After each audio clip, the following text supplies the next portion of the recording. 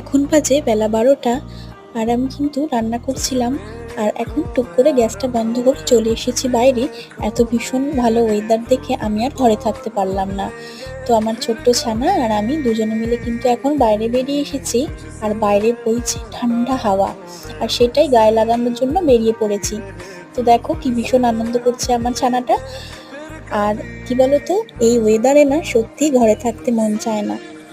তো সেই কারণে এদিকে কিন্তু জোরে জোরে ঝড়ও হচ্ছে, আর আকাশের অবস্থা কিন্তু ভালো নয়। তো চলো এখন কিন্তু ঘরের মধ্যেই চলে যাওয়া যাক। আর এর মধ্যে কিন্তু অলরেডি বৃষ্টিও শুরু হয়ে গেছে। আর জামা কাপড়গুলো চলো তুলে নিই, নাহলে তো ভিজে যাবে। তো চলো ছানাটাকে নিয়ে এখন ঘরে যাওয়া যাক, কারণ রান্নাটাও তো শেষ করতে হবে। তো চলো দেখা হচ্ছে নেক্সট ভিডিওতে তোমাদের সাথে। আর সকলে ভালো থেকো, টাটা।